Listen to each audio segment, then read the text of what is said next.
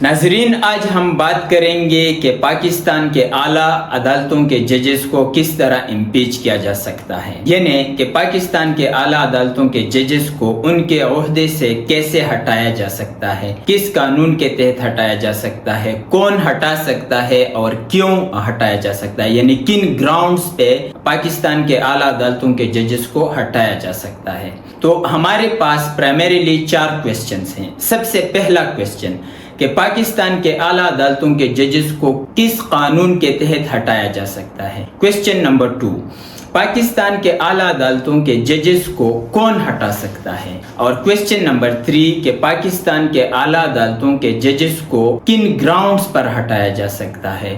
اور question number 4 یہ ہے کہ پاکستان کے اعلیٰ عدالتوں کے ججز کو کیسے ہٹایا جا سکتا ہے۔ تو سب سے پہلے ہم اپنے کویسچن نمبر 1 کی طرف آتے ہیں کہ پاکستان کے اعلیٰ عدالتوں کے ججز کو کس قانون کے تحت ہٹایا جا سکتا ہے۔ تو پاکستان کے اعلیٰ عدالتوں کے ججز کو آرٹیکل 209 کے تحت ہٹایا جا سکتا ہے۔ کویسچن نمبر 2، کون ہٹا سکتا ہے؟ تو پاکستان کے اعلیٰ عدالتوں کے ججز کو پریزیڈنٹ آف پاکستان ہٹا سکتا ہے۔ اور کویسچن نمبر 3 کہ کن گراؤنڈز پر ان کو ہٹایا جا سکتا ہے، تو وہ 2 گراؤنڈز ہیں۔ پہلا کہ جب کوئی جج کسی جسمانی یا ذہنی بیماری کی وجہ سے اپنی ڈیوٹی سر انجام دینے سے قاصر ہو جائے، یا اعلیٰ عدالتوں کا کوئی جج کسی مس کانڈکٹ کا مرتکب ہو جائے، تو اسے ان 2 گراؤنڈز پر ہٹایا جا سکتا ہے۔ کویسچن نمبر 4 کے جواب کے لیے کہ پاکستان کے اعلیٰ عدالتوں کے ججز کو ان کے عہدے سے کیسے ہٹایا جا سکتا ہے،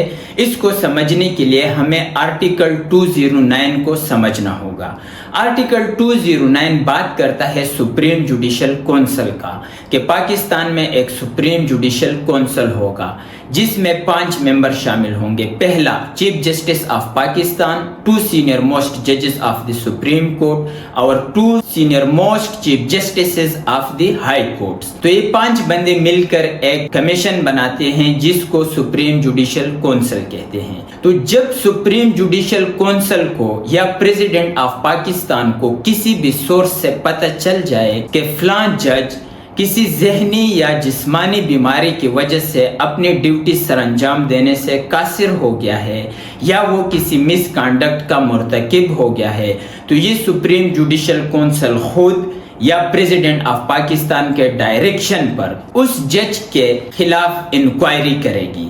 اور جب انکوائری کمپلیٹ ہو جائے اور انکوائری میں سپریم جوڈیشل کونسل کو پتہ چل جائے کہ واقعی کوئی جج کسی ذہنی یا جسمانی بیماری کی وجہ سے اپنی ڈیوٹی سر انجام دینے سے قاصر ہے، یا وہ کسی مس کانڈکٹ کا مرتکب ہوا ہے، تو سپریم جوڈیشل کونسل اپنے اس رپورٹ کو پریزیڈنٹ آف پاکستان کے پاس سبمٹ کر دے گی، اور پریزیڈنٹ آف پاکستان پھر اکارڈنگلی اس جج کو اس کے عہدے سے ہٹا دے گا۔ تو ناظرین، اب ہم کنکلوڈ کرتے ہیں کہ آرٹیکل 209 کے تحت سپریم جوڈیشل کونسل ایک جج کے خلاف کارروائی کرتی ہے، انکوائری کرتی ہے۔